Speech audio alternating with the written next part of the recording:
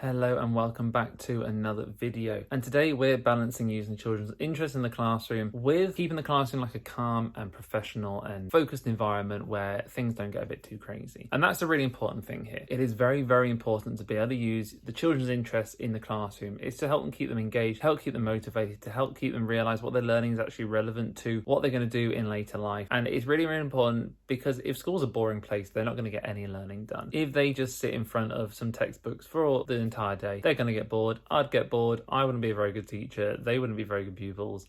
And it would all kind of spiral from there. So we're going to talk about how to use your interests. And this includes your own interests as well, by the way. This doesn't just include the children's interests. You need to keep yourself interested in being in the classroom too. So how can you mix them all together? So there's a few different ways I do this in the classroom, and I'm going to go through them now. Number one is to use technology in the classroom. I'm a big believer in technology in the classroom. The children all use technology all the time. If you ask a class of probably anywhere from year 3 upwards, how many of them have got an Xbox, a phone, a PlayStation, a TV? They all will, pretty much. There's always the odd case where someone doesn't, but so many children nowadays have access to technology pretty much 24/7. They use it from the minute they get up in the morning all the way through the school day, hopefully, if technology is in the classroom, and then when they're home, they love a bit of technology. And so use that interest. The amount of times I use technology in the classroom is countless. The children come in the morning, and the first thing they do is they'll get started on a game on the computers. For me, I'm very, very lucky, and my school has invested in technology, and it's really helped us out. And so in my classroom, every single child has their own Chromebook that they're the only one that uses it. They don't have to share it, and that does make this a lot easier. If that's not the case for you, then hopefully you can use these with things like iPads. If you share a set of iPads, they can do things together and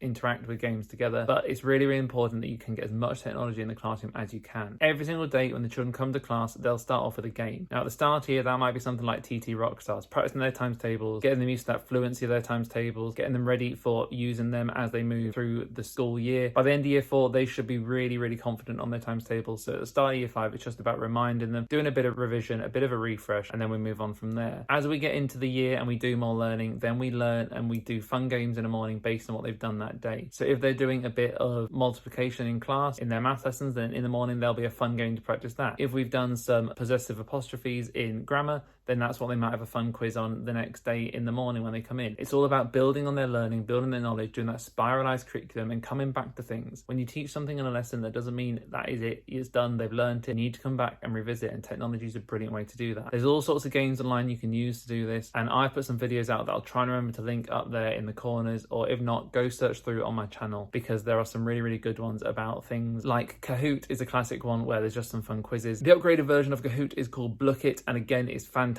It's really fun, really engaging. The kids absolutely love it, and you can do all sorts of quizzes. There's all sorts already made. You can make your own as well, and just get technology into the classroom, because once the technology's there, you can adapt that technology to use it for any subject you want. And children love it. They love technology. They love using computers, and they'll do pretty much any subject at all if they get to do it on a computer. So make sure you are getting that technology in the classroom. Then once you've sorted the technology and they're engaged, start talking to the children while you get to know them at the start of the year and work out what their interests are. So for example, if you've got some children that are interested in football, one thing I do every year, or every time there's a World Cup or the Premier League, Panini release something for schools where they'll give you some packs of stickers or packs of football cards, whatever it is, albums, binders, and I'll try and remember to put a link in the description down below for you guys to apply for this. But they only have so many to do every year, and they basically send you some packs of cards, packs of stickers, and albums all for free. And so last time when we did this for the first time, this was for the Euros 2020, I think it was technically 2021 when they did the Euros because they were postponed. But yeah, for the Euros, they sent us a whole box of football stickers, football albums, and we gave them out to the kids. And then in class, they were rewards for the children. So all the ones, especially that love football, were really engaged with this because they love football. Kids love collecting stickers and football cards. I used to as a kid as well.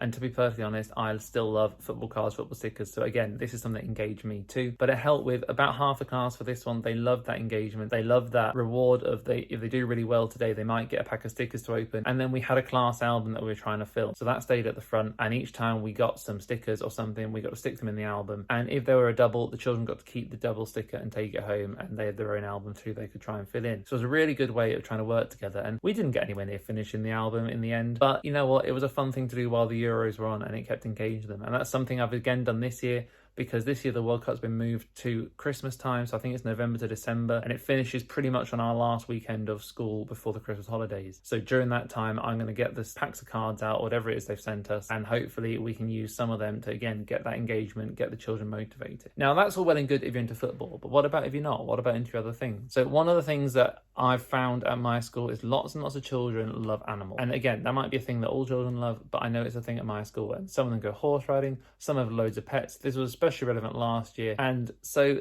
all the time we just ended up talking about animals, and we talked about pets and how pets were doing and that kind of thing. And this wasn't anything major in my lessons, and this isn't necessarily mean I design my lessons around animals, but it was just nice every day to have a chat with children, and you know, the ones that are into their animals, into the pets. So how's so-and-so doing? How's your dog doing? How's Jasper doing? And just, again, it's that little bit of conversation where at the start of the day, you show your interest in their lives, you show your interest in what they're doing, they can share with you something they enjoy doing outside of the classroom, and it just makes your classroom a better place. It makes it a more comfortable place, it makes them feel more relaxed in it, and hopefully, obviously, from there, they will then get on with their lessons even better.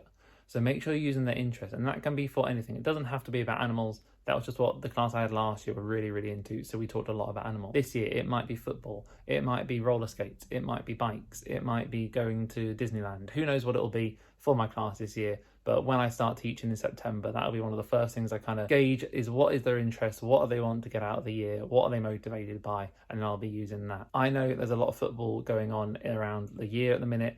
I know lots of the class will be into football, so that's already one I've kind of set up because it just is the same every single year. Football's always a great motivator in the classroom, and I really want to build off the Women's Euro success, because I know a lot of the time when we talk about football, it does generally tend to go more towards boys than girls. Sometimes in the past, it has been a lot harder to encourage girls to get into football, and there has been a lot of discouragement that girls get into football, and I think it showed that from the stories around the Women's Euros. There's so many of the women's team that actually won the Euro 2022 final were actually told while they're at school they couldn't play football, and it's about completely demolishing that as an idea in the classroom and encouraging everyone to play football that wants to. And I really want to make that part of my classroom this year and get as many girls into football that want to get involved. So hopefully that's something that we're going to do to make sure that children are engaged. Football cards, football stickers, talking about interests, all that kind of stuff is really, really good. Moving on from there, what else can we do with the technology? Well, look at how you can use technology around your classroom. It's not just about using it in lessons.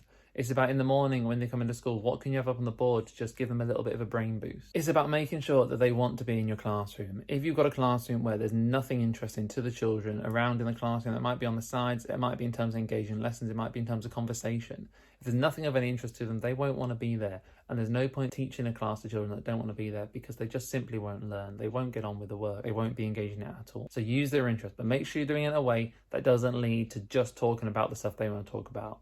You've got to drip it in here and there, make sure there's set times for it, but also make sure that there's a line and say, look, you know what? Okay, this is the time we've got to open up this pack of football cards or to talk about how our pets are doing. But once this time's done, we're then getting on with our work. We've got an English lesson to get through. We've got a math lesson to do. We've got some science to learn about. Whatever it is that you've got to get done, make sure there's a strict line between having a bit of fun and chatting about the interests and then saying, right, we've had that, we're now going to get on the work. Hopefully this has been some help to you guys, and as always, do ask me any questions you've got in the comments. Your support is greatly appreciated, and there's a new video on the channel Tuesday, a Friday and a Sunday, and I'll see you very soon.